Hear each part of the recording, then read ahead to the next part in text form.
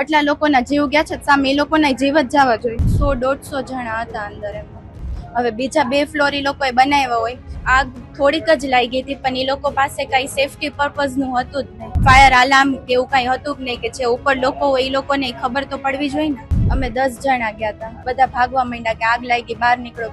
હવે આમાં મોટો વાંક તો ગવર્મેન્ટ નો કહેવાય કે આવી રીતે બધાને તમે હા પાડી દો છો, તો એટલીસ્ટ પહેલા ચેક તો કરવું જોઈએ ને કે સેફટી પર્પઝમાં કેવી રીતે છે. તમે જેને સાંભળ્યા એ દીકરી છે ટીઆરપી, રાજકોટનો જે ટીઆરપી ગેમ ઝોન છે એમાં એ સમયે રહેનાર વ્યક્તિ કે જ્યારે આ આગ લાગી હતી, વિકરાળ આગ ફેલાઈ હતી અને કંઈ પણ રીતના એમણે પોતાનો જીવ બચાવ્યો હતો.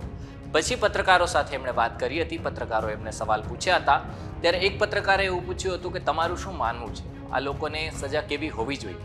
જેનો જવાબ એ દીકરીએ આપ્યો હતો કે જીવનો બદલો જીવ. જી હા, આવું આપણે ત્યાં હોતું નથી, પણ એ પરાકાષ્ઠા છે કે ક્યાં સુધી આવી રીતના ઘટનાઓ છે એ ઘટતી રહેશે.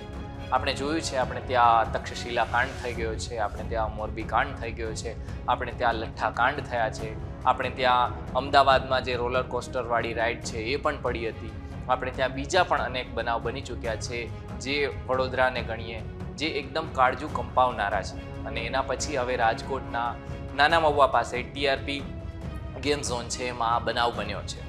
આ બનાવ મામલે એ દીકરીએ શું કહ્યું હતું સાંભળ્યું. આગ થોડીક જ લાગી હતી, પણ એ લોકો પાસે કઈ સેફટી પર્પઝ નું હતું જ નહીં. જો એક્સટિંગ્યુશર કે એવું કઈ હોત તો બી થોડી કન્ડિશન સ્ટેબલ થઈ જાત, આગ એટલી બધી વધત નહીં.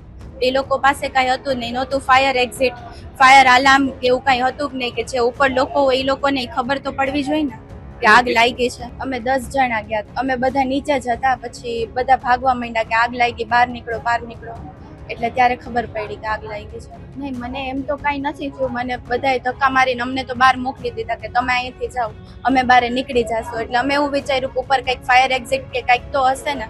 હવે બીજા 2 ફ્લોર એ લોકોએ બનાવ્યા હોય, તો કંઈ આવી ઘટના થાય તો એ લોકો એ તો વિચારવું જોઈએ ને કે ફાયર એક્ઝિટ કે કંઈક હોવું તો જોઈએ, પણ ઉપર એવું કંઈ હતું જ નહીં. હવે આમાં મોટો વાંક તો ગવર્મેન્ટનો કહેવાય કે આવી રીતે બધાને તમે હા પાડી દો છો, તો એટલીસ્ટ પહેલા ચેક તો કરવું જોઈએ ને કે સેફટી પર્પઝમાં કેવી રીતે છે.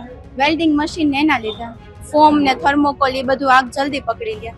એક તણખલો લાગે તો આગ લાગતા વાર થોડી લાગે. આટલા લોકોના જીવ ગયા છે, સામે એ લોકોના જીવ જ જવા જોઈએ.